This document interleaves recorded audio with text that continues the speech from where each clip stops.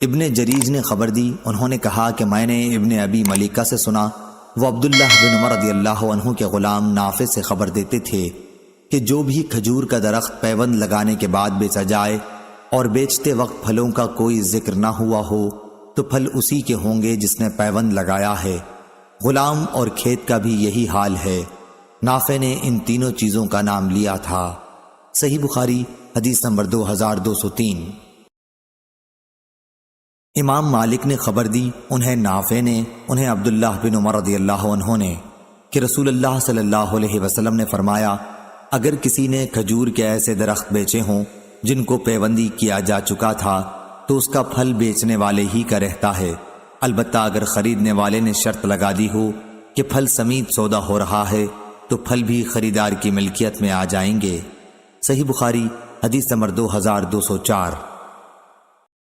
لیث نے بیان کیا، ان سے نافع نے، ان سے عبداللہ بن عمر رضی اللہ عنہ نے بیان کیا کہ نبی کریم صلی اللہ علیہ وسلم نے مزابنہ سے منع فرمایا، یعنی باغ کے پھلوں کو اگر وہ کھجور ہیں تو ٹوٹی ہوئی کھجور کے بدلے ناپ کر بیچا جائے، اور اگر انگور ہیں تو اسے خشک انگور کے بدلے ناپ کر بیچا جائے، اور اگر وہ کھیتی ہے تو ناپ کر غلے کے بدلے بیچا جائے۔ آپ صلی اللہ علیہ وسلم نے ان تمام قسموں کے لین دین سے منع فرمایا ہے۔ صحیح بخاری حدیث نمبر 2205۔ لیث نے بیان کیا، ان سے نافع نے اور ان سے عبداللہ بن عمر رضی اللہ عنہ نے، کہ نبی کریم صلی اللہ علیہ وسلم نے فرمایا، جس شخص نے بھی کسی کھجور کے درخت کو پیوندی بنایا پھر اس درخت ہی کو بیچ دیا تو اس موسم کا پھل اسی کا ہوگا جس نے پیوندی کیا ہے، لیکن اگر خریدار نے پھلوں کی بھی شرط لگا دی ہے تو یہ امردی گر ہے۔ صحیح بخاری حدیث نمبر 2206۔ عمر بن یونس نے بیان کیا، انہوں نے کہا کہ مجھ سے میرے باپ نے بیان کیا، انہوں نے کہا کہ مجھ سے اسحاق بن ابی طلحہ انصاری نے بیان کیا، اور ان سے انس بن مالک رضی اللہ عنہ نے بیان کیا کہ نبی کریم صلی اللہ علیہ وسلم نے محاقلہ، مخازرہ، ملامسہ، منابزہ اور مزابنہ سے منع فرمایا ہے۔ صحیح بخاری حدیث نمبر 2207۔ اسماعیل بن جعفر نے بیان کیا، ان سے حمید نے اور ان سے انس رضی اللہ عنہ نے، کہ نبی کریم صلی اللہ علیہ وسلم نے درخت کی کھجور کو زہوہ سے پہلے ٹوٹی ہوئی کھجور کے بدلے بیچنے سے منع فرمایا۔ ہم نے پوچھا کہ زہوہ کیا ہے؟ انہوں نے فرمایا کہ وہ پکے سرخ ہو جائے یا زرد ہو جائے۔ تم ہی بتاؤ کہ اگر اللہ کے حکم سے پھل نہ آ سکا تو تم کس چیز کے بدلے اپنے بھائی خریدار کا مال اپنے لیے حلال کرو گے؟ صحیح بخاری حدیث نمبر 2208۔ ابو ایوانہ نے بیان کیا، ان سے ابو بشر نے، ان سے مجاہد نے اور ان سے عبداللہ بن عمر رضی اللہ عنہ نے، کہ میں رسول کریم صلی اللہ علیہ وسلم کی خدمت میں حاضر تھا۔ آپ صلی اللہ علیہ وسلم کھجور کا گابھا کھا رہے تھے۔ اسی وقت میں آپ نے فرمایا کہ درختوں میں ایک درخت مرد مومن کی مثال ہے۔ میرے دل میں آیا کہ کہوں کہ یہ کھجور کا درخت ہے، لیکن حاضرین میں ہی سب سے چھوٹی عمر کا تھا، اس لیے بطور ادب میں چپ رہا۔ پھر آپ صلی اللہ علیہ وسلم نے خود ہی فرمایا کہ وہ کھجور کا درخت ہے۔ صحیح بخاری حدیث نمبر 2209۔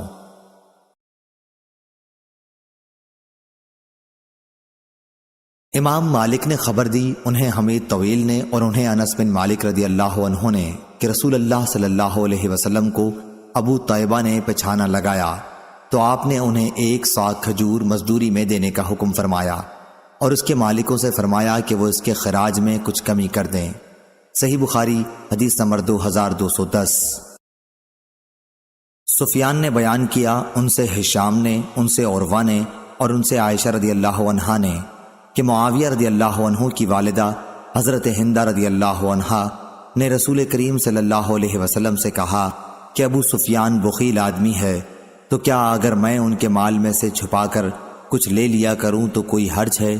آپ صلی اللہ علیہ وسلم نے فرمایا کہ تم اپنے لیے اور اپنے بیٹوں کے لیے نیک نیتی کے ساتھ اتنا لے سکتی ہو جو تم سب کے لیے کافی ہو جایا کرے۔ صحیح بخاری حدیث نمبر 2211۔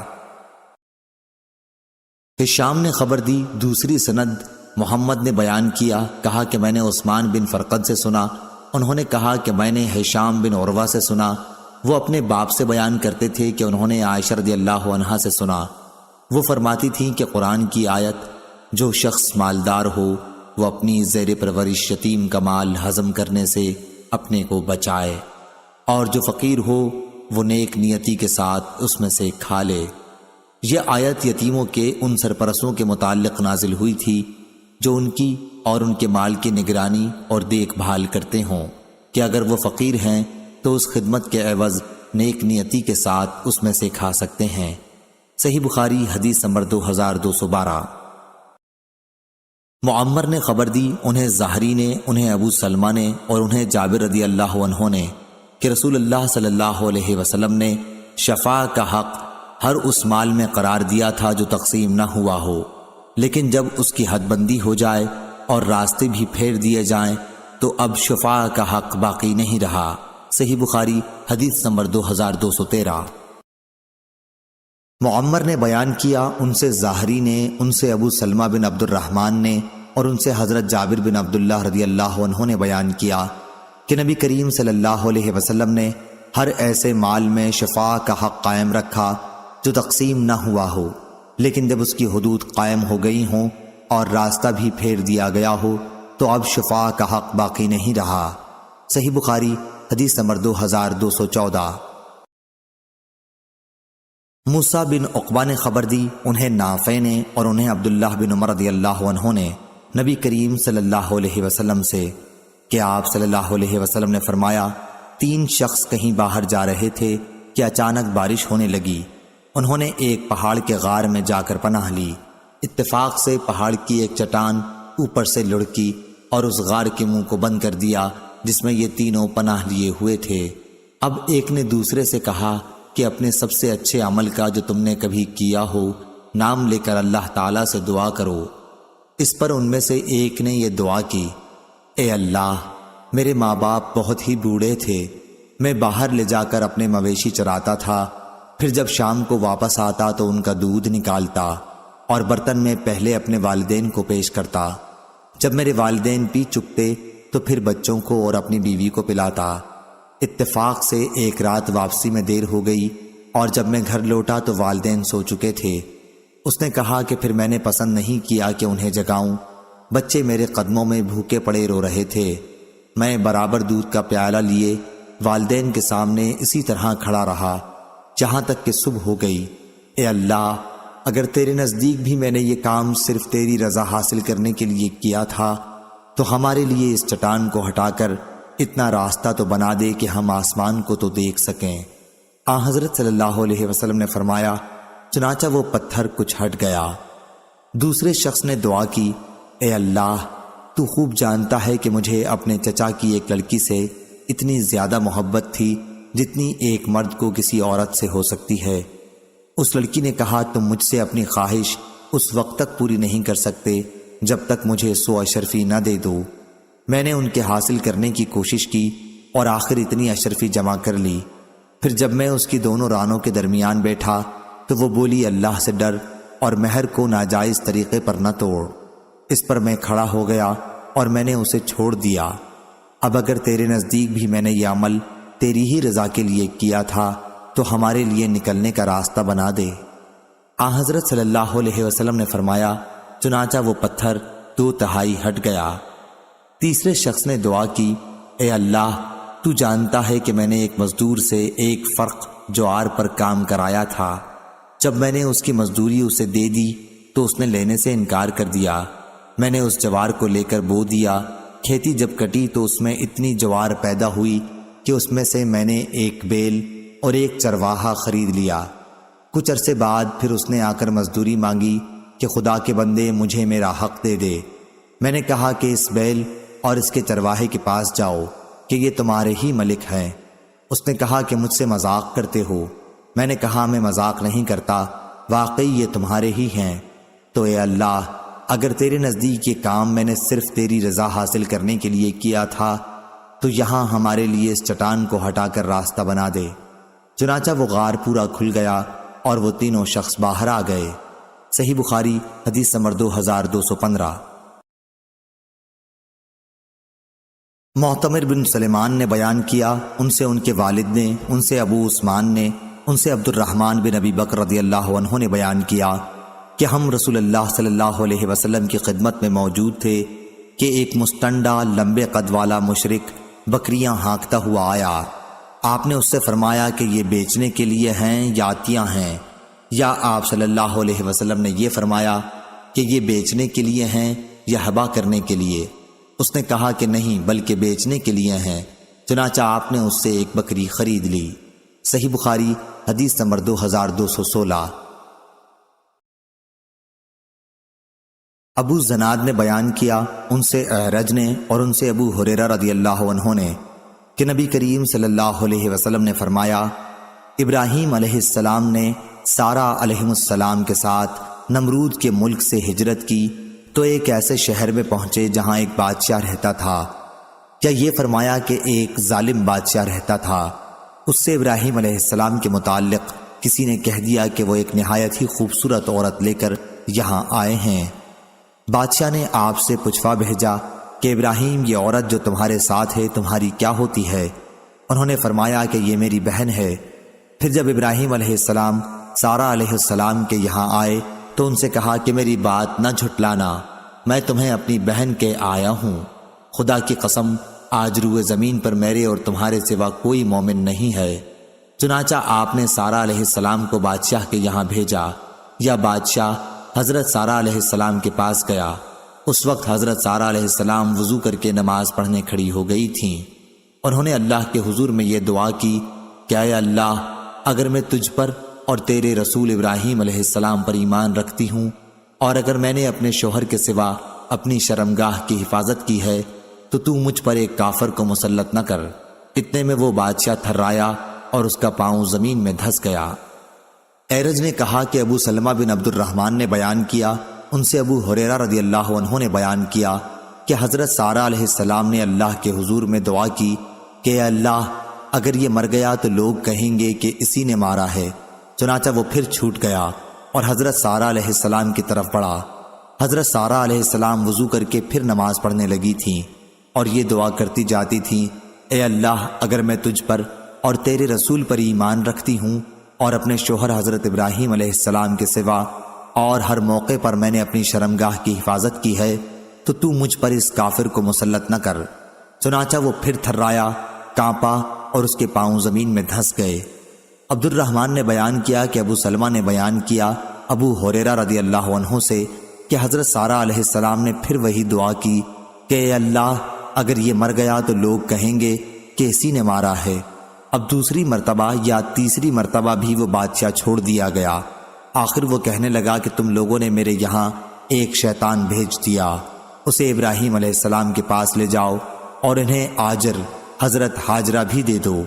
پھر حضرت سارہ علیہ السلام ابراہیم علیہ السلام کے پاس آئیں اور ان سے کہا کہ دیکھتے نہیں اللہ نے کافر کو کس طرح ذلیل کیا اور ساتھ میں ایک لڑکی بھی دلوا دی۔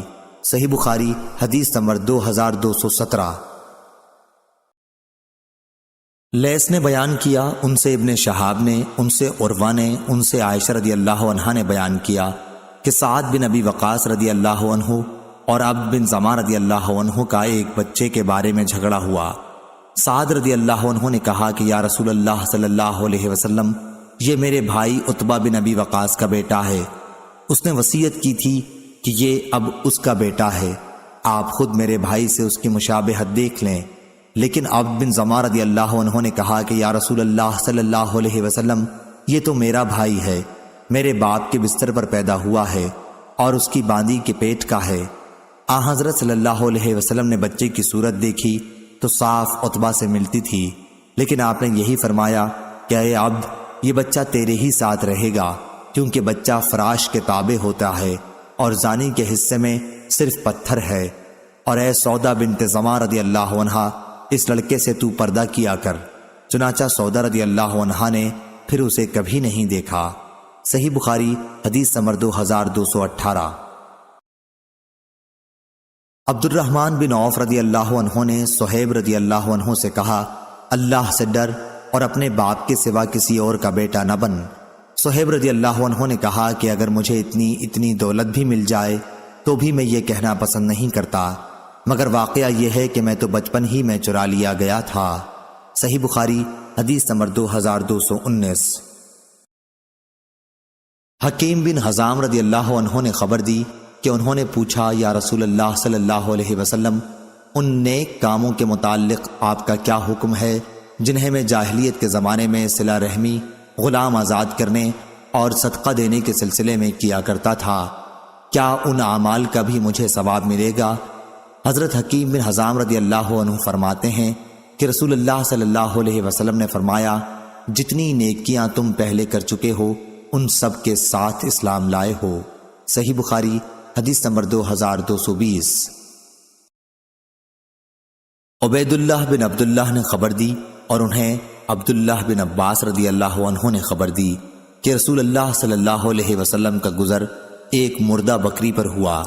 آپ نے فرمایا کہ اس کے چمڑے سے تم لوگوں نے کیوں نہیں فائدہ اٹھایا؟ صحابہ رضی اللہ عنہم نے عرض کیا کہ وہ تو مردار ہے۔ آپ نے فرمایا کہ مردار کا صرف کھانا منع ہے۔ صحیح بخاری حدیث نمبر 2221۔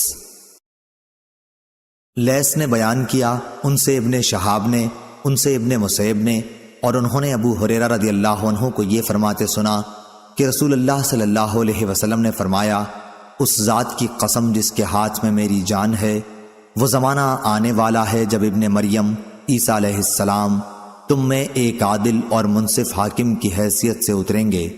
وہ صلیب کو توڑ ڈالیں گے، سوروں کو مار ڈالیں گے اور جزیہ کو ختم کر دیں گے۔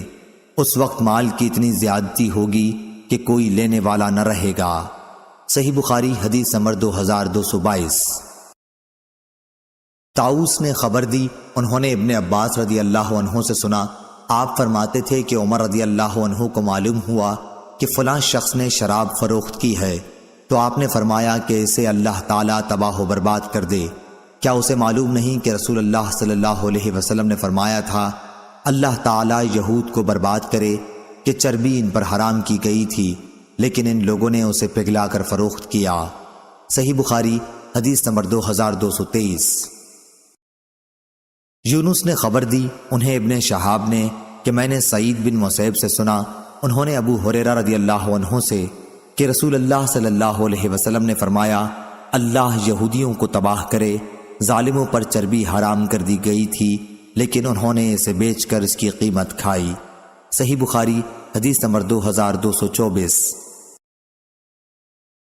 عوف بن ابی حمید نے خبر دی، انہیں سعید بن ابی حسن نے کہا کہ میں ابن عباس رضی اللہ عنہ کی خدمت میں حاضر تھا کہ ایک شخص ان کے پاس آیا اور کہا کہ اے ابو عباس، میں ان لوگوں میں سے ہوں جن کی روزی اپنے ہاتھ کی صنعت پر موقوف ہے اور میں یہ مورتیں بناتا ہوں۔ ابن عباس رضی اللہ عنہ نے اس پر فرمایا کہ میں تمہیں صرف وہی بات بتلاؤں گا جو میں نے رسول اللہ صلی اللہ علیہ وسلم سے سنی ہے۔ انہوں نے کہا کہ میں نے آپ صلی اللہ علیہ وسلم کو یہ فرماتے سنا تھا کہ جس نے بھی کوئی مورت بنائی تو اللہ تعالیٰ اسے اس وقت تک عذاب کرتا رہے گا جب تک وہ شخص اپنی مورت میں جان نہ ڈال دے، اور وہ کبھی اس میں جان نہیں ڈال سکتا۔ یہ سن کر اس شخص کا سانس چڑھ گیا اور چہرہ زرد پڑ گیا۔ ابن عباس رضی اللہ عنہ نے فرمایا کہ افسوس، اگر تم مورتیں بنانا ہی چاہتے ہو تو ان درختوں کی اور ہر اس چیز کی جس میں جان نہیں ہے مورتیں بنا سکتے ہو۔ ابو عبداللہ امام بخاری نے کہا کہ سعید بن ابی عروبہ نے نضر بن انس سے صرف یہی ایک حدیث سنی ہے۔ صحیح بخاری حدیث نمبر 2225۔ اعمش نے بیان کیا، ان سے ابو زحا نے، ان سے مسروق نے، ان سے عائشہ رضی اللہ عنہا نے بیان کیا کہ جب سورہ بقرہ کی تمام آیتیں نازل ہو چکیں تو نبی کریم صلی اللہ علیہ وسلم باہر تشریف لائے اور فرمایا کہ شراب کی سوداگری حرام قرار دی گئی ہے۔ صحیح بخاری حدیث نمبر 2226۔ یحییٰ بن سلیم نے بیان کیا، ان سے اسماعیل بن امیہ نے، ان سے سعید بن ابی سعید نے، اور ان سے ابو ہریرہ رضی اللہ عنہ نے کہ رسول اللہ صلی اللہ علیہ وسلم نے فرمایا، اللہ تعالیٰ کا ارشاد ہے کہ 3 طرح کے لوگ ایسے ہوں گے جن کا قیامت کے دن میں مدعی بنوں گا۔ ایک وہ شخص جس نے میرے نام پر عہد کیا اور وہ توڑ دیا، وہ شخص جس نے کسی آزاد انسان کو بیچ کر اس کی قیمت کھائی، اور وہ شخص جس نے کوئی مزدور اجرت پر رکھا اس سے پوری طرح کام لیا لیکن اس کی مزدوری نہیں دی۔ صحیح بخاری حدیث نمبر 2227۔ حماد بن زید نے بیان کیا، ان سے ثابت نے، ان سے انس رضی اللہ عنہ نے بیان کیا کہ قیدیوں میں حضرت صفیہ رضی اللہ عنہا بھی تھیں۔ پہلے تو وہ وحیہ کلبی رضی اللہ عنہ کو ملی، پھر نبی کریم صلی اللہ علیہ وسلم کے نکاح میں آئیں۔ صحیح بخاری حدیث نمبر 2228۔ ابن محیریز نے خبر دی اور انہیں ابو سعید خدری رضی اللہ عنہ نے خبر دی کہ وہ نبی کریم صلی اللہ علیہ وسلم کی خدمت میں حاضر تھے۔ ایک انصاری صحابی نے نبی کریم صلی اللہ علیہ وسلم سے پوچھا کہ یا رسول اللہ، لڑائی میں ہم لونڈیوں کے پاس جمع کے لیے جاتے ہیں، ہمارا ارادہ انہیں بیچنے کا بھی ہوتا ہے، تو آپ عزل کر لینے کے متعلق کیا فرماتے ہیں؟ اس پر آپ صلی اللہ علیہ وسلم نے فرمایا، اچھا تم لوگ ایسا کرتے ہو، اگر تم ایسا نہ کرو پھر بھی کوئی حرج نہیں، اس لیے کہ جس روح کی بھی پیدائش اللہ تعالیٰ نے قسمت میں لکھ دی ہے وہ پیدا ہو کر ہی رہے گی۔ صحیح بخاری حدیث نمبر 2229۔ اسماعیل نے بیان کیا، ان سے سلمہ بن کہیل نے، ان سے عطا نے اور ان سے جابر رضی اللہ عنہ نے بیان کیا، نبی کریم صلی اللہ علیہ وسلم نے مدبر غلام بیچا تھا۔ صحیح بخاری حدیث نمبر 2230۔ سفیان نے بیان کیا، ان سے عمروں نے، انہوں نے جابر بن عبداللہ رضی اللہ عنہ کو یہ کہتے سنا تھا کہ مدبر غلام کو رسول اللہ صلی اللہ علیہ وسلم نے بیچا تھا۔ صحیح بخاری حدیث نمبر 2231۔ لیث نے خبر دی، انہیں سعید نے، انہیں ان کے والد نے اور ان سے ابو ہریرہ رضی اللہ عنہ نے بیان کیا کہ رسول اللہ صلی اللہ علیہ وسلم سے میں نے خود سنا ہے کہ جب کوئی باندی زنا کرائے اور وہ ثابت ہو جائے تو اس پر حد زنا جاری کی جائے، البتہ اسے لعنت ملامت نہ کی جائے، پھر اگر وہ زنا کرائے تو اس مرتبہ بھی حد جاری کی جائے لیکن کسی قسم کی لعنت ملامت نہ کی جائے، تیسری مرتبہ بھی اگر زنا کرے اور زنا ثابت ہو جائے تو اسے بیچ ڈالے، خواہ بال کی ایک رسی کے بدلے ہی کیوں نہ ہو۔ صحیح بخاری حدیث نمبر 2234۔ یعقوب بن عبد الرحمن نے بیان کیا، ان سے عمرو بن ابی عمرو نے اور ان سے انس بن مالک رضی اللہ عنہ نے بیان کیا کہ جب نبی کریم صلی اللہ علیہ وسلم خیبر تشریف لائے اور اللہ تعالیٰ نے قلعہ فتح کرا دیا تو آپ صلی اللہ علیہ وسلم کے سامنے صفیہ بنت حیی بن اخطب رضی اللہ عنہ کے حسن کی تعریف کی گئی۔ ان کا شوہر قتل ہو گیا تھا، وہ خود ابھی دلہن تھیں، پس رسول اللہ صلی اللہ علیہ وسلم نے انہیں اپنے لیے پسند کر لیا۔ پھر روانگی ہوئی، جب آپ صلی اللہ علیہ وسلم صدا روحا پہنچے تو پڑاؤ ہوا اور آپ صلی اللہ علیہ وسلم نے وہیں ان کے ساتھ خلوت کی، پھر ایک چھوٹے دسترخوان پر حیض تیار کر کے رکھوایا اور رسول اللہ صلی اللہ علیہ وسلم نے صحابہ رضی اللہ عنہم سے فرمایا کہ اپنے قریب کے لوگوں کو ولیمہ کی خبر کر دو۔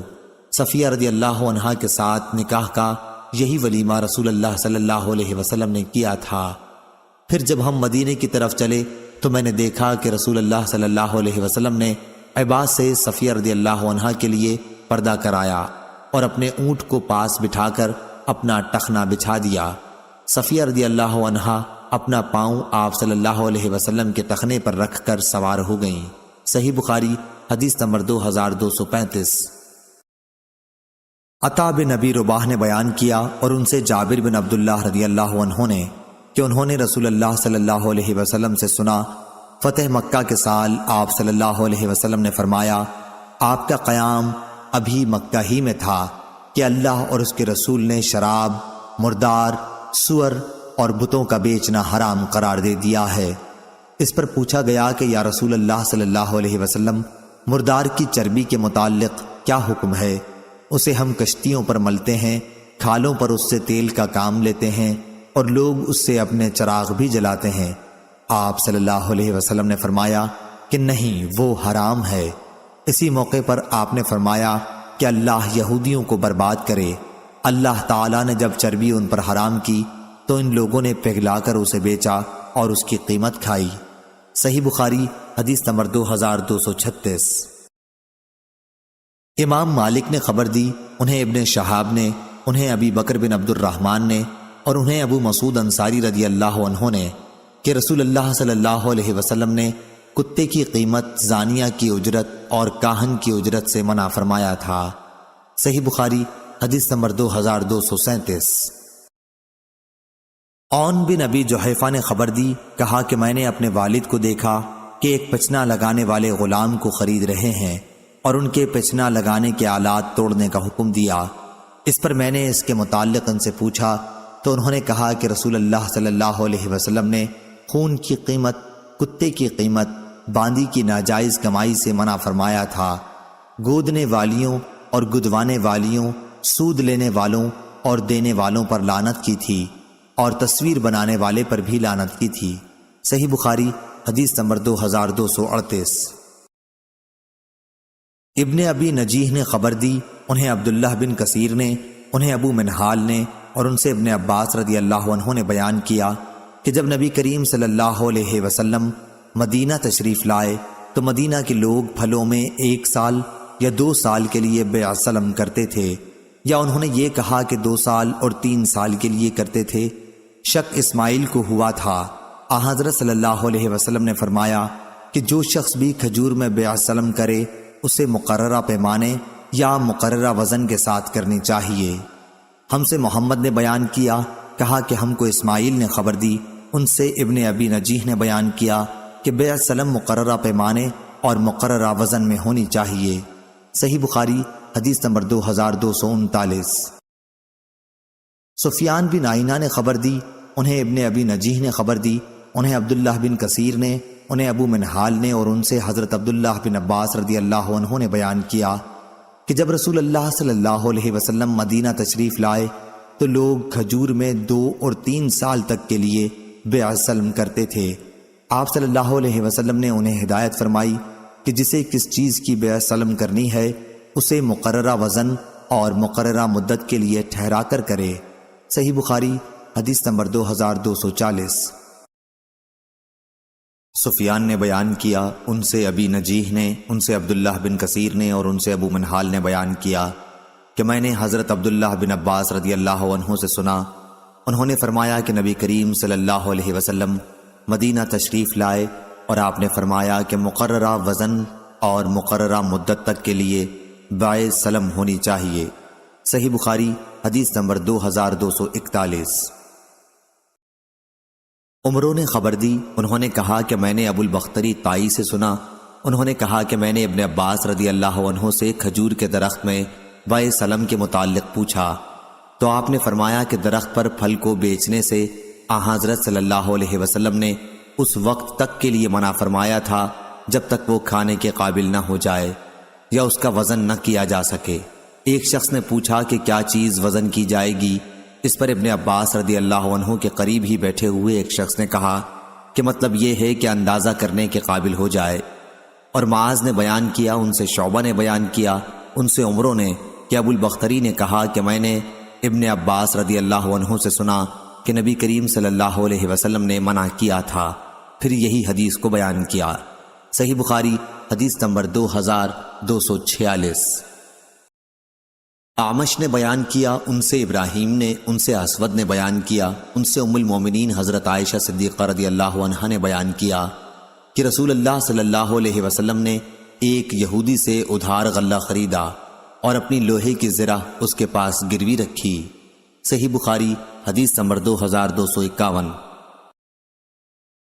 اعمش نے بیان کیا، انہوں نے کہا کہ ہم نے ابراہیم نخعی کے سامنے بیع سلم میں گروی رکھنے کا ذکر کیا تو انہوں نے کہا ہم سے اسود نے بیان کیا اور ان سے عائشہ رضی اللہ عنہا نے بیان کیا کہ نبی کریم صلی اللہ علیہ وسلم نے ایک یہودی سے ایک مقررہ مدت کے لیے غلہ خریدا اور اس کے پاس اپنی لوہے کی زرہ گروی رکھ دی تھی۔ صحیح بخاری حدیث نمبر 2252۔ سفیان بن عینہ نے بیان کیا، ان سے ابن ابی نجیح نے، ان سے عبداللہ بن کثیر نے، ان سے ابو المنہال نے اور ان سے حضرت عبداللہ بن عباس رضی اللہ عنہ نے بیان کیا کہ جب نبی کریم صلی اللہ علیہ وسلم مدینہ تشریف لائے تو لوگ پھلوں میں 2 اور 3 سال تک کے لیے بیع سلم کیا کرتے تھے۔ آپ صلی اللہ علیہ وسلم نے انہیں ہدایت کی کہ پھلوں میں بیع سلم مقررہ پیمانے اور مقررہ مدت کے لیے کیا کرو۔ اور عبداللہ بن ولید نے کہا ہم سے سفیان بن عینہ نے کہا ان سے ابن ابی نجیح نے بیان کیا۔ اس روایت میں یوں ہے کہ پیمانے اور وزن کی تعین کے ساتھ وسلم ہونی چاہیے۔ صحیح بخاری حدیث نمبر 2253۔ عبداللہ رضی اللہ عنہ نے بیان کیا کہ لوگ اونٹ وغیرہ حمل ہونے کی مدت تک کے لیے بیچتے تھے۔ نبی کریم صلی اللہ علیہ وسلم نے اس سے منع فرمایا۔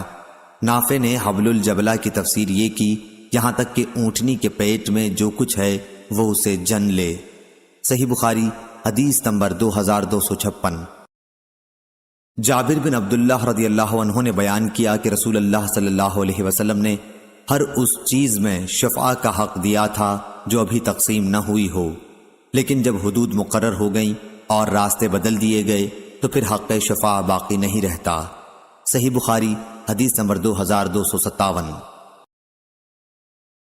ابراہیم بن میسرہ نے خبر دی، انہیں عمرو بن شرید نے کہا کہ میں نے سعد بن ابی وقاص رضی اللہ عنہ کے پاس کھڑا تھا کہ مسعور بن مخرمہ رضی اللہ عنہ تشریف لائے اور اپنا ہاتھ میرے شانے پر رکھا۔ اتنے میں نبی کریم صلی اللہ علیہ وسلم کے غلام ابو رافع رضی اللہ عنہ بھی آ گئے اور فرمایا کہ اے سعد، تمہارے قبیلے میں جو میرے 2 گھر ہیں انہیں تم خرید لو۔ سعد رضی اللہ عنہ بولے کہ بخدا میں تو انہیں نہیں خریدوں گا۔ اس پر مسعور رضی اللہ عنہ نے فرمایا کہ نہیں جی، تمہیں خریدنا ہوگا۔ سعد رضی اللہ عنہ نے فرمایا کہ پھر میں 4000 سے زیادہ نہیں دے سکتا، اور وہ بھی قسط وار۔ ابو رافع رضی اللہ عنہ نے فرمایا کہ مجھے 500 دینار ان کے مل رہے ہیں۔ اگر میں نے رسول اللہ صلی اللہ علیہ وسلم کی زبان سے یہ نہ سنا ہوتا کہ پڑوسی اپنے پڑوس کا زیادہ حقدار ہے تو میں ان گھروں کو 4000 پر تمہیں ہرگز نہ دیتا، جبکہ مجھے 500 دینار ان کے مل رہے ہیں۔ چنانچہ وہ دونوں گھر ابو رافع رضی اللہ عنہ نے سعد رضی اللہ عنہ کو دے دیے۔ صحیح بخاری حدیث نمبر 2258۔ ابو عمران نے بیان کیا، کہا کہ میں نے طلحہ بن عبداللہ سے سنا اور ان سے عائشہ رضی اللہ عنہا نے بیان کیا کہ میں نے پوچھا یا رسول اللہ صلی اللہ علیہ وسلم، میرے 2 پڑوسی ہیں، میں ان دونوں میں سے کس کے پاس ہدیہ بھیجوں؟ آپ صلی اللہ علیہ وسلم نے فرمایا کہ جس کا دروازہ تجھ سے زیادہ قریب ہو۔ صحیح بخاری حدیث نمبر 2259۔ ابو بردہ عامر نے خبر دی اور انہیں ان کے باپ ابو موسیٰ اشعری رضی اللہ عنہ نے کہ رسول اللہ صلی اللہ علیہ وسلم نے فرمایا، امانت دار خزانچی جو اس کو حکم دیا جائے اس کے مطابق دل کی فراخی کے ساتھ صدقہ ادا کر دے، وہ بھی ایک صدقہ کرنے والوں ہی میں سے ہے۔ صحیح بخاری حدیث نمبر 2260۔ ابو بردہ نے بیان کیا اور ان سے ابو موسیٰ اشعری رضی اللہ عنہ نے کہ میں رسول کریم صلی اللہ علیہ وسلم کی خدمت میں آیا، میرے ساتھ میرے قبیلے اشعر کے 2 مرد اور بھی تھے۔ میں نے کہا کہ مجھے نہیں معلوم کہ یہ دونوں صاحبان حاکم بننے کے طلبگار ہیں۔ اس پر آپ نے فرمایا کہ جو شخص حاکم بننے کا خود خواہش مند ہو اسے ہم ہرگز حاکم نہیں بنائیں گے۔ یہاں راوی کو شک ہے کہ حضرت صلی اللہ علیہ وسلم نے لفظ لن یا لفظ لا استعمال فرمایا۔ صحیح بخاری حدیث نمبر 2261۔ عمرو بن یحییٰ نے بیان کیا، ان سے ان کے دادا سعید بن عمرو نے اور ان سے ابو ہریرہ رضی اللہ عنہ نے کہ نبی کریم صلی اللہ علیہ وسلم نے فرمایا، اللہ تعالیٰ نے کوئی ایسا نبی نہیں بھیجا جس نے بکریاں نہ چرائی ہوں۔ اس پر آپ صلی اللہ علیہ وسلم کے صحابہ رضی اللہ عنہم نے پوچھا، کیا آپ صلی اللہ علیہ وسلم نے بھی بکریاں چرائی ہیں؟ فرمایا کہ ہاں، کبھی میں بھی مکے والوں کی بکریاں چند قیرات کی تنخواہ پر چرایا کرتا تھا۔ صحیح بخاری حدیث نمبر 2262۔ ہشام بن عروہ نے خبر دی، انہیں معمر نے، انہیں زہری نے، انہیں عروہ بن زبیر نے اور انہیں عائشہ رضی اللہ عنہا نے کہ نبی کریم صلی اللہ علیہ وسلم اور ابو بکر رضی اللہ عنہ نے ہجرت کرتے وقت بنو دیل کے ایک مرد کو نوکر رکھا جو بنو عبد بن عدی کے خاندان سے تھا، اور وہ بطور ماہر راہبر مزدوری پر رکھا تھا۔ حدیث میں لفظ خریت کے معنی راہبری میں ماہر کے ہیں۔ اس نے اپنا ہاتھ پانی وغیرہ میں ڈبو کر عاص بن وائل کے خاندان سے عہد کیا تھا، اور وہ کفار قریش ہی کے دین پر تھا، لیکن حضرت صلی اللہ علیہ وسلم اور ابو بکر رضی اللہ عنہ کو اس پر بھروسہ تھا، اس لیے اپنی سواریاں انہوں نے اسے دے دیں اور غار ثور پر 3 رات کے بعد اس سے ملنے کی تاکید کی تھی۔ وہ شخص 3 راتوں کے گزرتے ہی صبح کو دونوں حضرات کی سواریاں لے کر وہاں حاضر ہو گیا۔ اس کے بعد یہ حضرات وہاں سے عامر بن فہیرہ اور اس دیلی راہبر کو ساتھ لے کر چلے۔ یہ شخص ساحل کے کنارے سے آپ صلی اللہ علیہ وسلم کو لے کر چلا تھا۔ صحیح بخاری حدیث نمبر 2263۔ ابن شہاب نے بیان کیا کہ مجھے عروہ بن زبیر نے خبر دی اور ان سے نبی کریم صلی اللہ علیہ وسلم کی بیوی حضرت عائشہ رضی اللہ عنہا نے بیان کیا کہ رسول کریم صلی اللہ علیہ وسلم اور ابو بکر رضی اللہ عنہ نے بنو ویل کے ایک ماہر راہبر سے مزدوری طے کر لی تھی۔ وہ شخص کفار قریش کے دین پر تھا۔ ان دونوں حضرات نے اپنی دونوں اونٹنیاں اس کے حوالہ کر دی تھیں اور کہہ دیا تھا کہ وہ 3 راتوں کے بعد صبح سویرے ہی سواریوں کے ساتھ غار ثور پر آ جائے۔ صحیح بخاری حدیث نمبر 2264۔ عطا بن ابی رباح نے خبر دی، انہیں صفوان بن یعلی نے، ان کو یعلی بن امیہ رضی اللہ عنہ نے، انہوں نے کہا کہ میں نبی کریم صلی اللہ علیہ وسلم کے ساتھ جیش اسرہ غزوہ تبوک میں گیا تھا۔ یہ میرے نزدیک میرا سب سے زیادہ قابل اعتماد نیک عمل تھا۔ میرے ساتھ ایک مزدور بھی تھا۔ وہ ایک شخص سے جھگڑا اور ان میں سے ایک نے دوسرے مقابل والے کی انگلی چبا ڈالی۔ دوسرے نے جو اپنا ہاتھ زور سے کھینچا تو اس کے آگے کے دانت بھی ساتھ ہی کھینچے چلے آئے اور گر گئے۔ اس پر وہ شخص اپنا مقدمہ لے کر نبی کریم صلی اللہ علیہ وسلم کی خدمت میں پہنچا۔ حضرت صلی اللہ علیہ وسلم نے اس کے دانت ٹوٹنے کا کوئی قصاص نہیں دلوایا، بلکہ فرمایا کہ کیا وہ اپنی انگلی تمہارے منہ میں چبانے کے لیے چھوڑ دیتا؟ راوی نے کہا کہ میں خیال کرتا ہوں کہ آپ صلی اللہ علیہ وسلم نے یوں بھی فرمایا جس طرح اونٹ چبا لیا کرتا ہے۔ صحیح بخاری حدیث نمبر 2265۔ عبداللہ بن ابی ملیکہ نے بیان کیا اور ان سے ان کے دادا نے بالکل اسی طرح کا واقعہ بیان کیا کہ ایک شخص نے ایک دوسرے شخص کا ہاتھ کاٹ کھایا۔ دوسرے نے اپنا ہاتھ کھینچا تو اس کاٹنے والے کا دانت ٹوٹ گیا اور ابو بکر رضی اللہ عنہ نے اس کا کوئی قصاص نہیں دلوایا۔ صحیح بخاری حدیث نمبر 2266۔ عمرو بن دینار نے سعید بن جبیر سے خبر دی۔ یہ دونوں حضرات سعید بن جبیر سے اپنی روایتوں میں ایک دوسرے سے کچھ زیادہ روایت کرتے ہیں۔ ابن جریج نے کہا میں نے یہ حدیث اوروں سے بھی سنی ہے۔ وہ بھی سعید بن جبیر سے نقل کرتے تھے کہ مجھ سے ابن عباس رضی اللہ عنہ نے کہا اور ان سے ابی بن کعب رضی اللہ عنہ نے کہا، انہوں نے کہا کہ مجھ سے رسول اللہ صلی اللہ علیہ وسلم نے ارشاد فرمایا کہ پھر وہ دونوں موسیٰ اور خضر علیہ السلام چلے تو انہیں ایک گاؤں میں ایک دیوار ملی جو گرنے ہی والی تھی۔ سعید نے کہا خضر علیہ السلام نے اپنے ہاتھ سے اس طرح اشارہ کیا اور ہاتھ اٹھایا، وہ دیوار سیدھی ہو گئی۔ یعلی نے کہا میرا خیال ہے کہ سعید نے کہا خضر علیہ السلام نے دیوار کو اپنے ہاتھ سے چھوا اور وہ سیدھی ہو گئی۔ تب موسیٰ علیہ السلام بولے کہ اگر آپ چاہتے تو اس کام کی مزدوری لے سکتے تھے۔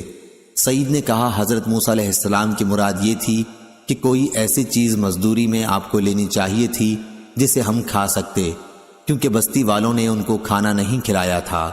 صحیح بخاری حدیث نمبر 2267۔ حماد بن زید نے بیان کیا، ان سے ایوب سختیانی نے، ان سے نافع نے، ان سے ابن عمر رضی اللہ عنہ نے کہ نبی کریم صلی اللہ علیہ وسلم نے فرمایا تمہاری اور یہود و نصارہ کی مثال ایسی ہے کہ کسی شخص نے کئی مزدور کام پر لگائے اور کہا کہ میرا کام ایک قرات صبح سے دوپہر تک کون کرے گا؟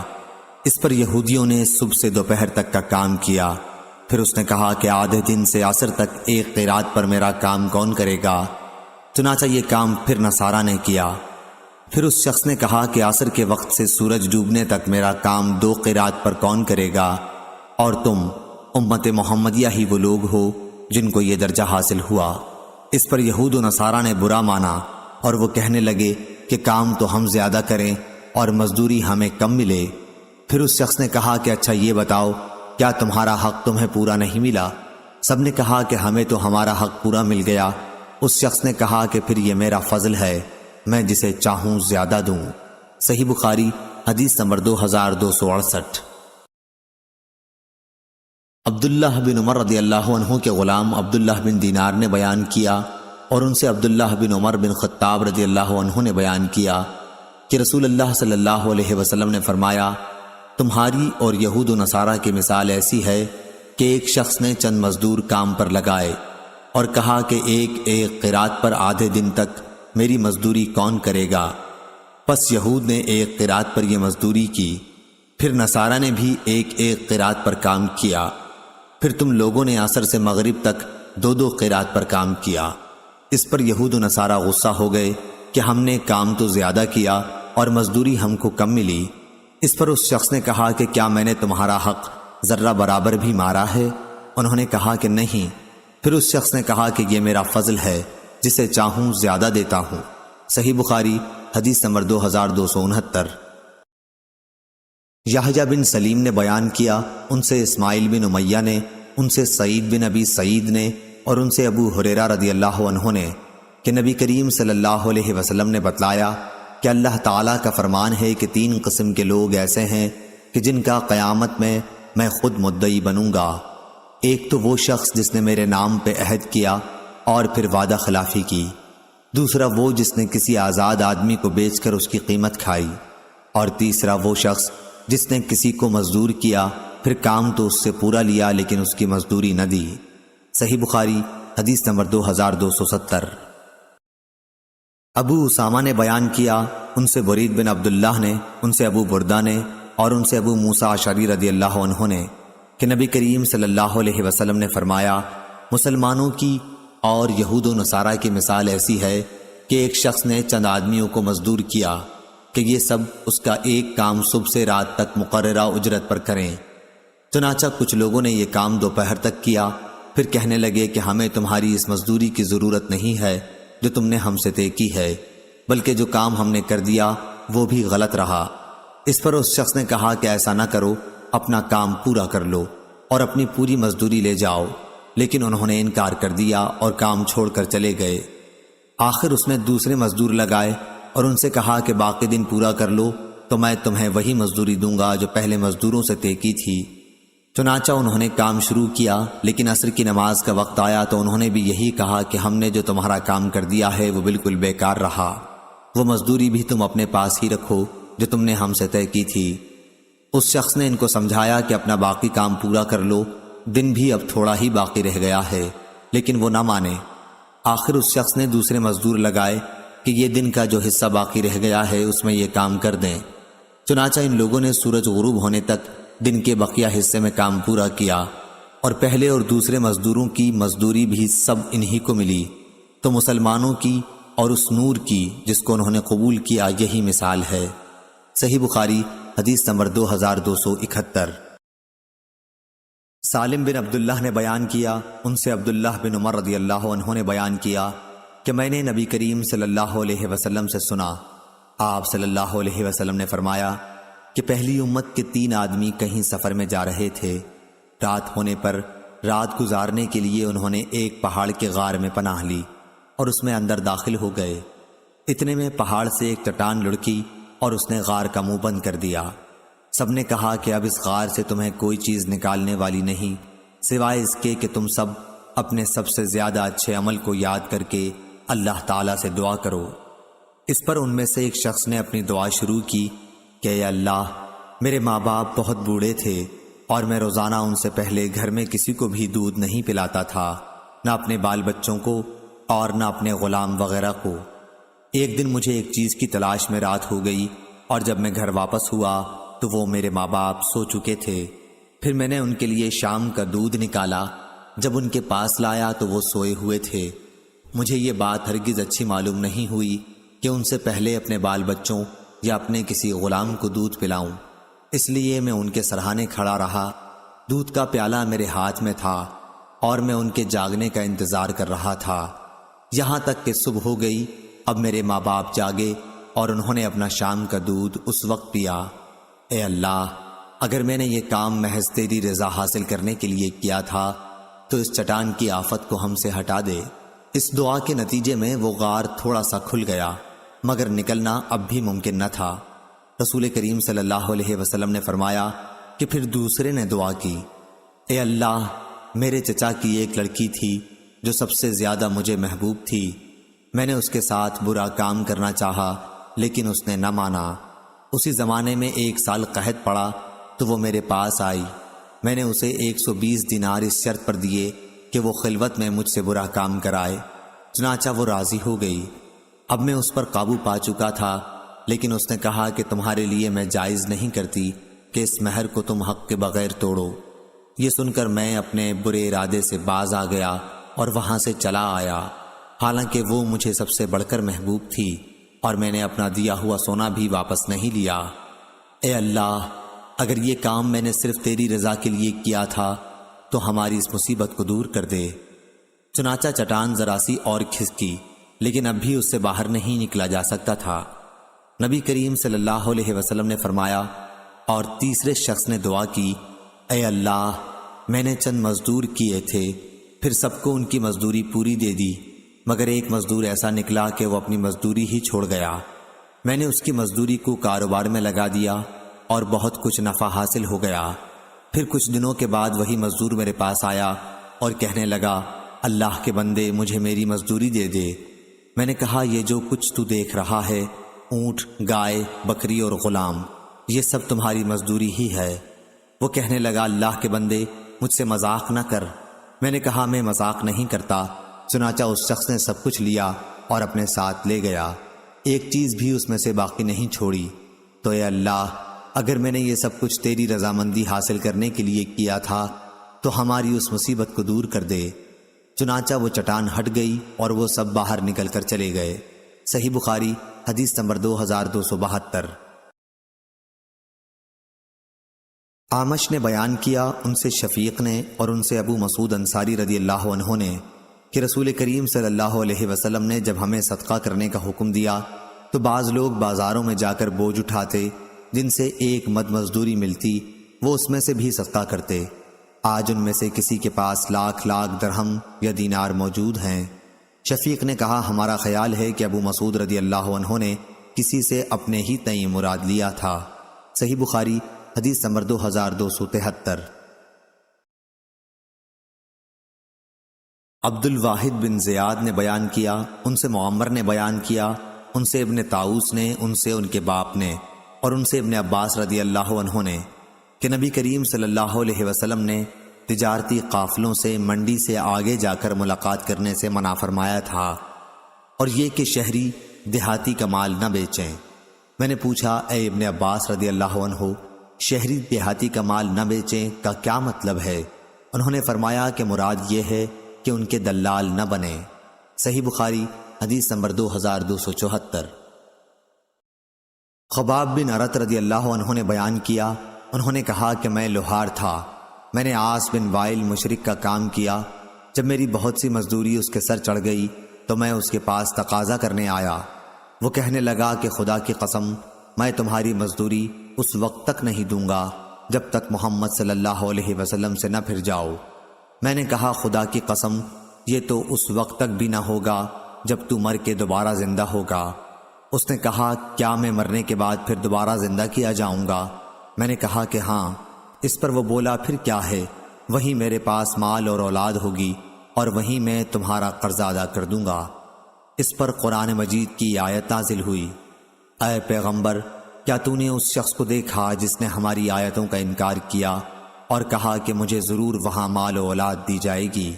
صحیح بخاری حدیث نمبر 2275۔ ابو سعید خدری رضی اللہ عنہ نے بیان کیا کہ حضرت صلی اللہ علیہ وسلم کے کچھ صحابہ رضی اللہ عنہم سفر میں تھے۔ دوران سفر میں وہ عرب کے ایک قبیلے پر اترے۔ صحابہ رضی اللہ عنہم نے چاہا کہ قبیلہ والے انہیں اپنا مہمان بنا لیں، لیکن انہوں نے مہمانی نہیں کی بلکہ صاف انکار کر دیا۔ اتفاق سے اسی قبیلے کے سردار کو سانپ نے ڈس لیا۔ قبیلے والوں نے ہر طرح کی کوشش کر ڈالی، لیکن ان کا سردار اچھا نہ ہوا۔ ان کے کسی آدمی نے کہا، چلو ان لوگوں سے بھی پوچھیں جو یہاں آ کر اترے ہیں، ممکن ہے کوئی دم جھاڑے کی چیز ان کے پاس ہو۔ چنانچہ قبیلے والے ان کے پاس آئے اور کہا کہ بھائیو، ہمارے سردار کو سانپ نے ڈس لیا ہے، اس کے لیے ہم نے ہر قسم کی کوشش کر ڈالی لیکن کچھ فائدہ نہ ہوا، کیا تمہارے پاس کوئی چیز دم کرنے کی ہے؟ ایک صحابی نے کہا کہ قسم اللہ کی، میں اسے جھاڑ دوں گا، لیکن ہم نے تم سے میزبانی کے لیے کہا تھا اور تم نے اس سے انکار کر دیا، اس لیے اب میں بھی اجرت کے بغیر نہیں جھاڑ سکتا۔ آخر بکریوں کے ایک گلے پر ان کا معاملہ طے ہوا۔ وہ صحابی رضی اللہ عنہ وہاں گئے اور الحمدللہ رب العالمین پڑھ پڑھ کر دم کیا۔ ایسا معلوم ہوا جیسے کسی کی رسی کھول دی گئی ہو۔ وہ سردار اٹھ کر چلنے لگا، تکلیف و درد کا نام و نشان بھی باقی نہیں تھا۔ بیان کیا کہ پھر انہوں نے طے شدہ اجرت صحابہ رضی اللہ عنہم کو ادا کر دی۔ کسی نے کہا کہ اسے تقسیم کر لو، لیکن جنہوں نے جھاڑا تھا وہ بولے کہ نبی کریم صلی اللہ علیہ وسلم کی خدمت میں حاضر ہو کر پہلے ہم آپ سے اس کا ذکر کر لیں، اس کے بعد دیکھیں گے کہ آپ کیا حکم دیتے ہیں۔ چنانچہ سب حضرت رسول کریم صلی اللہ علیہ وسلم کی خدمت میں حاضر ہوئے اور آپ صلی اللہ علیہ وسلم سے اس کا ذکر کیا۔ آپ صلی اللہ علیہ وسلم نے فرمایا، یہ تم کو کیسے معلوم ہوا کہ سورہ فاتحہ بھی ایک رقیہ ہے؟ اس کے بعد آپ نے فرمایا کہ تم نے ٹھیک کیا، اسے تقسیم کر لو اور ایک میرا حصہ بھی لگاؤ۔ یہ فرما کر رسول کریم صلی اللہ علیہ وسلم ہنس پڑے۔ شعبہ نے کہا کہ ابو البشر نے ہم سے بیان کیا، انہوں نے ابو المتوکل سے ایسا ہی سنا۔ صحیح بخاری حدیث نمبر 2276۔ سفیان بن عینہ نے بیان کیا، ان سے حمید طویل نے اور ان سے انس بن مالک رضی اللہ عنہ نے کہ ابو طیبہ حجام نے نبی کریم صلی اللہ علیہ وسلم کے پچنا لگایا تو آپ نے انہیں اجرت میں 1 صاع یا 2 صاع غلہ دینے کا حکم دیا اور ان کے مالکوں سے سفارش کی کہ جو محصول اس پر مقرر ہے اس میں کچھ کمی کر دیں۔ صحیح بخاری حدیث نمبر 2277۔ وہیب نے بیان کیا، کہا کہ ہم سے ابن طاؤس نے بیان کیا، ان سے ان کے باپ نے اور ان سے ابن عباس رضی اللہ عنہ نے بیان کیا کہ نبی کریم صلی اللہ علیہ وسلم نے پچنا لگوایا اور پچنا لگانے والے کو اجرت بھی دی۔ صحیح بخاری حدیث نمبر 2278۔ یزید بن زری نے بیان کیا، ان سے خالد، ان سے اکرمہ نے اور ان سے ابن عباس رضی اللہ عنہ نے بیان کیا کہ نبی کریم صلی اللہ علیہ وسلم نے پچنا لگوایا اور پچنا لگانے والے کو اجرت بھی دی۔ اگر اس میں کوئی کراہت ہوتی تو آپ صلی اللہ علیہ وسلم کاہے کو دیتے؟ صحیح بخاری حدیث نمبر 2279۔ عمرو بن عامر نے بیان کیا کہ میں نے انس رضی اللہ عنہ سے سنا، وہ بیان کرتے تھے کہ نبی کریم صلی اللہ علیہ وسلم نے پچنا لگوایا اور آپ صلی اللہ علیہ وسلم کسی کی مزدوری کے معاملے میں کسی پر ظلم نہیں کرتے تھے۔ صحیح بخاری حدیث نمبر 2280۔ حمید طویل نے بیان کیا اور ان سے انس بن مالک رضی اللہ عنہ نے کہ نبی کریم صلی اللہ علیہ وسلم نے ایک پچنا لگانے والے غلام ابو طیبہ کو بلایا، انہوں نے آپ کے پچنا لگایا اور آپ نے انہیں 1 یا 2 صاع یا 1 یا 2 مد، راوی حدیث شعبہ کو شک تھا، اجرت دینے کے لیے حکم فرمایا۔ آپ صلی اللہ علیہ وسلم نے ان کے مالکوں سے بھی ان کے بارے میں سفارش فرمائی تو ان کا خراج کم کر دیا گیا۔ صحیح بخاری حدیث نمبر 2281۔ ابو بکر بن عبد الرحمن بن حارث بن ہشام نے بیان کیا، ان سے ابو مسعود انصاری رضی اللہ عنہ نے بیان کیا کہ رسول اللہ صلی اللہ علیہ وسلم نے کتے کی قیمت، زانیہ کے زنا کی خرچی اور کاہن کی مزدوری سے منع فرمایا۔ صحیح بخاری حدیث نمبر 2282۔ محمد بن جحادہ نے بیان کیا، ان سے ابو حازم نے اور ان سے ابو ہریرہ رضی اللہ عنہ نے کہ نبی صلی اللہ علیہ وسلم نے باندیوں کی زنا کی کمائی سے منع فرمایا تھا۔ صحیح بخاری حدیث نمبر 2283۔ اسماعیل بن ابراہیم نے بیان کیا، ان سے علی بن حکم نے، ان سے نافع نے اور ان سے ابن عمر رضی اللہ عنہ نے بیان کیا کہ نبی کریم صلی اللہ علیہ وسلم نے نر کدانے کی اجرت لینے سے منع فرمایا۔ صحیح بخاری حدیث نمبر 2284۔ جویریہ بن اسما نے بیان کیا، ان سے نافع نے اور ان سے عبداللہ رضی اللہ عنہ نے کہ رسول کریم صلی اللہ علیہ وسلم نے یہودیوں کو خیبر کی زمین دے دی تھی کہ اس میں محنت کے ساتھ کاشت کریں اور پیداوار کا آدھا حصہ خود لے لیا کریں۔ ابن عمر رضی اللہ عنہ نے نافع سے یہ بیان کیا کہ زمین کچھ کرائے پر دی جاتی تھی، نافع نے اس کرائے کی تعین بھی کر دی تھی لیکن وہ مجھے یاد نہیں رہا۔ صحیح بخاری حدیث نمبر 2285۔ اور رافع بن خدیج رضی اللہ عنہ نے بیان کیا کہ نبی کریم صلی اللہ علیہ وسلم نے زمینوں کو کرائے پر دینے سے منع فرمایا تھا اور عبید اللہ نے نافع سے بیان کیا اور ان سے ابن عمر رضی اللہ عنہ نے کہ خیبر کے یہودیوں کے ساتھ وہاں کی زمین کا معاملہ برابر چلتا رہا، یہاں تک کہ حضرت عمر رضی اللہ عنہ نے انہیں جلا وطن کر دیا۔ صحیح بخاری حدیث نمبر 2286۔ امام مالک رحمہ اللہ نے خبر دی، انہیں ابو زناد نے، انہیں اعرج نے اور انہیں ابو ہریرہ رضی اللہ عنہ نے کہ رسول اللہ صلی اللہ علیہ وسلم نے فرمایا، قرض ادا کرنے میں مالدار کی طرف سے ٹال مٹول کرنا ظلم ہے، اور اگر تم میں سے کسی کا قرض کسی مالدار پر حوالہ دیا جائے تو اسے قبول کرے۔ صحیح بخاری حدیث نمبر 2287۔ سفیان ثوری نے بیان کیا، ان سے ابن ذکوان نے، ان سے اعرج نے اور ان سے ابو ہریرہ رضی اللہ عنہ نے کہ نبی کریم صلی اللہ علیہ وسلم نے فرمایا، مالدار کی طرف سے قرض ادا کرنے میں ٹال مٹول کرنا ظلم ہے، اور اگر کسی کا قرض کسی مالدار کے حوالے کیا جائے تو وہ اسے قبول کرے۔ صحیح بخاری حدیث نمبر 2288۔ یزید بن ابی عبید نے بیان کیا، ان سے سلمہ بن عقور رضی اللہ عنہ نے کہ ہم نبی کریم صلی اللہ علیہ وسلم کی خدمت میں موجود تھے کہ ایک جنازہ لایا گیا۔ لوگوں نے آپ صلی اللہ علیہ وسلم سے عرض کیا کہ اس کی نماز پڑھا دیجئے۔ اس پر آپ صلی اللہ علیہ وسلم نے پوچھا، کیا اس پر کوئی قرض ہے؟ لوگوں نے بتایا کہ نہیں، کوئی قرض نہیں ہے۔ آپ نے دریافت فرمایا کہ میت نے کچھ مال بھی چھوڑا ہے؟ لوگوں نے عرض کیا، کوئی مال بھی نہیں چھوڑا۔ آپ صلی اللہ علیہ وسلم نے ان کی نماز جنازہ پڑھائی۔ اس کے بعد ایک دوسرا جنازہ لایا گیا۔ لوگوں نے عرض کیا، یا رسول اللہ، آپ ان کی نماز جنازہ پڑھا دیجئے۔ حضرت صلی اللہ علیہ وسلم نے دریافت فرمایا، کسی کا قرض بھی میت پر ہے؟ عرض کیا گیا کہ ہے۔ پھر آپ نے دریافت فرمایا، کچھ مال بھی چھوڑا ہے؟ لوگوں نے کہا کہ 3 دینار چھوڑے ہیں۔ آپ نے ان کی بھی نماز جنازہ پڑھائی۔ پھر تیسرا جنازہ لایا گیا۔ لوگوں نے آپ کی خدمت میں عرض کیا کہ اس کی نماز پڑھا دیجئے۔ حضرت صلی اللہ علیہ وسلم نے ان کے متعلق بھی وہی دریافت فرمایا، کیا کوئی مال ترکہ چھوڑا ہے؟ لوگوں نے کہا کہ نہیں۔ آپ نے دریافت فرمایا، اور اس پر کسی کا قرض بھی ہے؟ لوگوں نے کہا کہ ہاں، 3 دینار ہیں۔ آپ نے اس پر فرمایا کہ پھر اپنے ساتھی کی تم ہی لوگ نماز پڑھ لو۔ ابو قتادہ رضی اللہ عنہ بولے، یا رسول اللہ، آپ ان کی نماز پڑھا دیجئے، ان کا قرض میں ادا کر دوں گا۔ تب آپ صلی اللہ علیہ وسلم نے اس پر نماز پڑھائی۔ صحیح بخاری حدیث نمبر 2289۔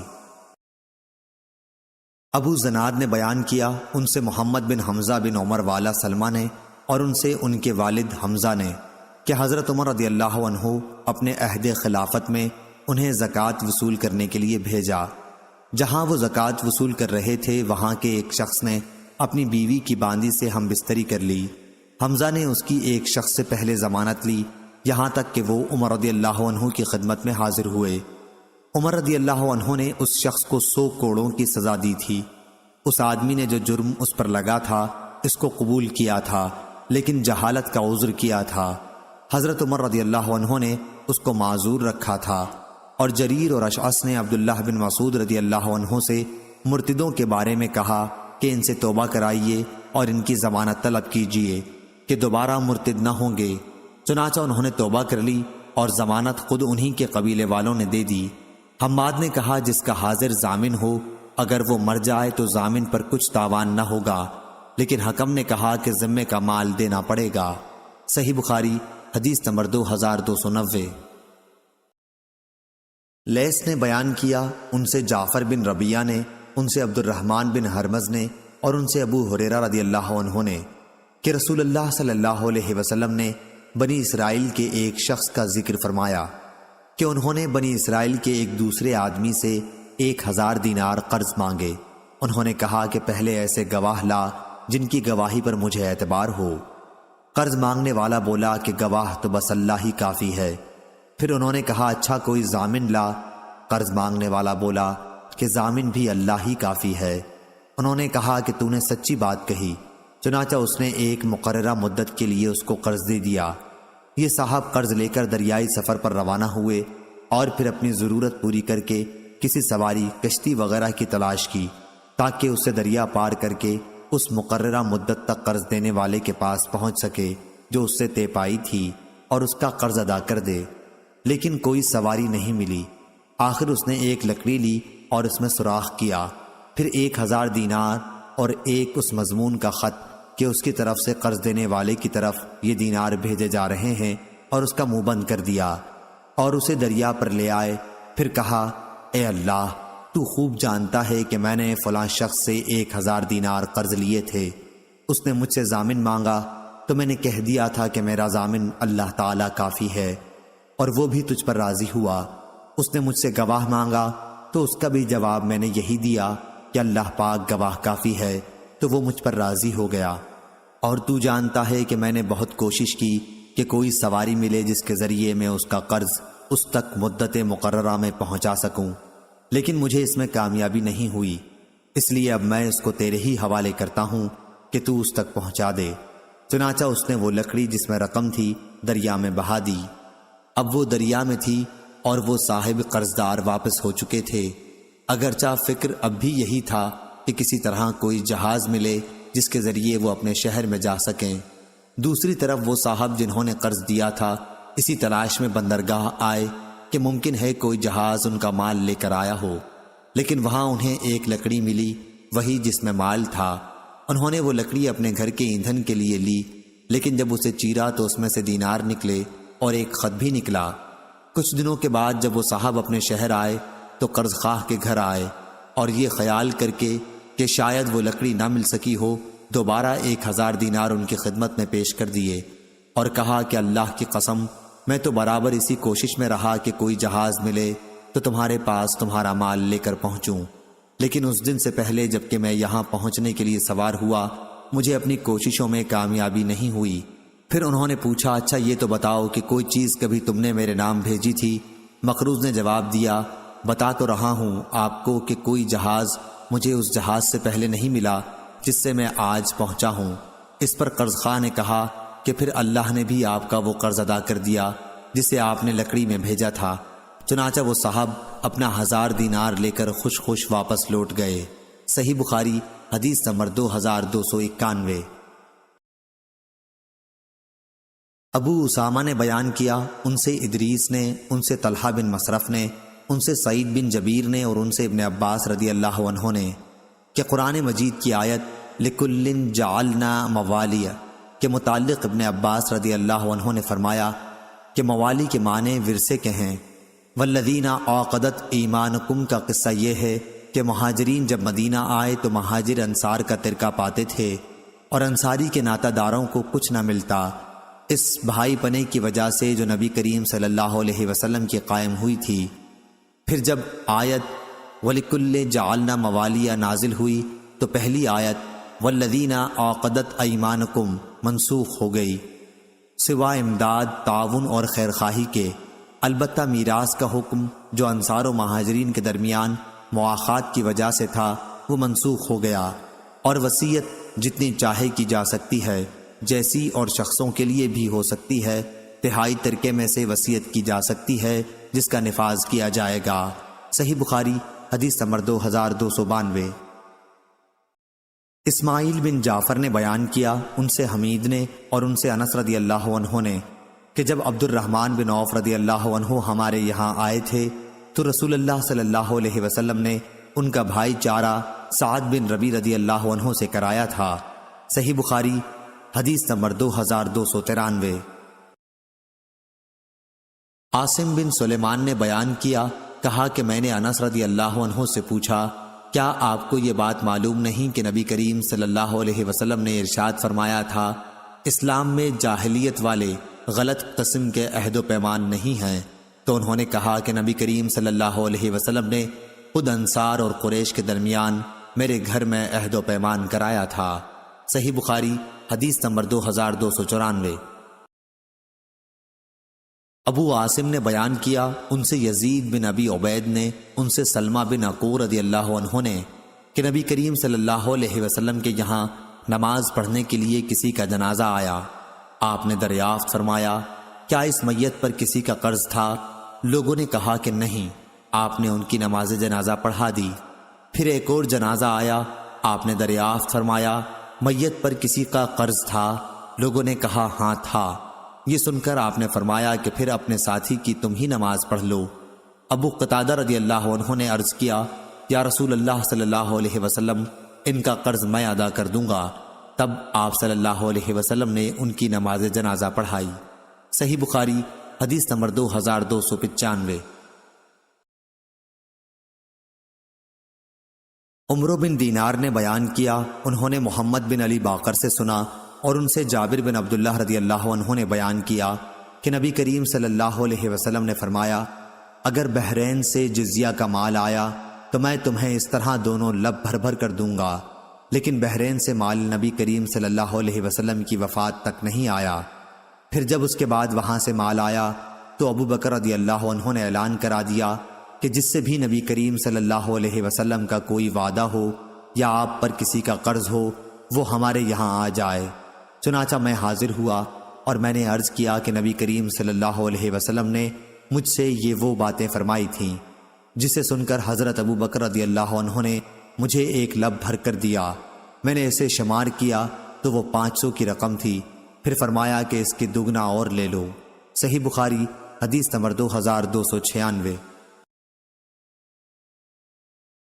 عروہ بن زبیر نے خبر دی کہ نبی کریم صلی اللہ علیہ وسلم کی زوجہ مطہرہ حضرت عائشہ رضی اللہ عنہا نے بیان کیا کہ میں نے جب سے ہوش سنبھالا تو اپنے والدین کو اسی دین اسلام کا پیروکار پایا۔ اور ابو صالح سلیمان نے بیان کیا کہ مجھ سے عبداللہ بن مبارک نے بیان کیا، ان سے یونس نے اور ان سے زہری نے بیان کیا کہ مجھے عروہ بن زبیر نے خبر دی، اور ان سے عائشہ رضی اللہ عنہا نے بیان کیا کہ میں نے جب ہوش سنبھالا تو اپنے والدین کو دین اسلام کا پیروکار پایا۔ کوئی دن ایسا نہیں گزرتا تھا جب رسول اللہ صلی اللہ علیہ وسلم ہمارے یہاں صبح و شام دونوں وقت تشریف نہ لاتے ہوں۔ پھر جب مسلمانوں کو بہت زیادہ تکلیف ہونے لگی تو ابو بکر رضی اللہ عنہ نے بھی ہجرت حبشہ کا ارادہ کیا۔ جب آپ برق الغمات پہنچے تو وہاں آپ کی ملاقات قارہ کے سردار مالک بن دغنہ سے ہوئی۔ اس نے پوچھا، ابو بکر کہاں کا ارادہ ہے؟ ابو بکر رضی اللہ عنہ نے اس کا جواب یہ دیا کہ میری قوم نے مجھے نکال دیا ہے اور اب تو یہی ارادہ ہے کہ اللہ کی زمین میں سیر کروں اور اپنے رب کی عبادت کرتا رہوں۔ اس پر مالک ابن دغنہ نے کہا کہ آپ جیسا انسان اپنے وطن سے نہیں نکل سکتا اور نہ اسے نکالا جا سکتا ہے، کہ آپ تو محتاجوں کے لیے کماتے ہیں، صلہ رحمی کرتے ہیں، مجبوروں کا بوجھ اپنے سر لیتے ہیں، مہمان نوازی کرتے ہیں اور حادثوں میں حق بات کی مدد کرتے ہیں۔ آپ کو میں امان دیتا ہوں، آپ چلیے اور اپنے ہی شہر میں اپنے رب کی عبادت کیجیے۔ چنانچہ ابن دغنہ اپنے ساتھ ابو بکر رضی اللہ عنہ کو لے آیا اور مکہ پہنچ کر کفار قریش کے تمام اشراف کے پاس گیا اور ان سے کہا کہ ابو بکر جیسا نیک آدمی اپنے وطن سے نہیں نکل سکتا اور نہ اسے نکالا جا سکتا ہے۔ کیا تم ایسے شخص کو بھی نکال دو گے جو محتاجوں کے لیے کماتا ہے اور جو صلہ رحمی کرتا ہے اور جو مجبوروں اور کمزوروں کا بوجھ اپنے سر پر لیتا ہے اور جو مہمان نوازی کرتا ہے اور جو حادثوں میں حق بات کی مدد کرتا ہے؟ چنانچہ قریش نے ابن دغنہ کی امان کو مان لیا اور حضرت ابو بکر رضی اللہ عنہ کو امان دے دی۔ پھر ابن دغنہ سے کہا کہ ابو بکر کو اس کی تاکید کر دینا کہ اپنے رب کی عبادت اپنے گھر ہی میں کر لیا کریں، جس طرح چاہیں نماز پڑھیں اور قرآن کی تلاوت کریں، لیکن ہمیں ان چیزوں کی وجہ سے کوئی ایذا نہ دیں اور نہ اس کا اظہار کریں، کیونکہ ہمیں اس کا ڈر ہے کہ کہیں ہمارے بچے اور ہماری عورتیں فتنے میں نہ پڑ جائیں۔ ابن دغنہ نے یہ باتیں جب حضرت ابو بکر رضی اللہ عنہ کو سنائی تو آپ اپنے رب کی عبادت گھر کے اندر ہی کرنے لگے، نہ نماز میں کسی قسم کا اظہار کرتے اور نہ اپنے گھر کے سوا کسی دوسری جگہ تلاوت کرتے۔ پھر حضرت ابو بکر صدیق رضی اللہ عنہ نے کچھ دنوں بعد ایسا کیا کہ آپ نے اپنے گھر کے سامنے نماز کے لیے ایک جگہ بنا لی۔ اب آپ ظاہر ہو کر وہاں نماز پڑھنے لگے اور اسی پر تلاوت قرآن کرنے لگے۔ بس پھر کیا تھا، مشرکین کے بچوں اور ان کی عورتوں کا مجمع لگنے لگا۔ سب حیرت اور تعجب کی نگاہوں سے انہیں دیکھتے۔ ابو بکر رضی اللہ عنہ بڑے ہی رونے والے تھے۔ جب قرآن پڑھنے لگتے تو آنسوؤں پر قابو نہ رہتا۔ اس صورتحال سے اکابر مشرکین قریش گھبرائے اور سب نے ابن دغنہ کو بلا بھیجا۔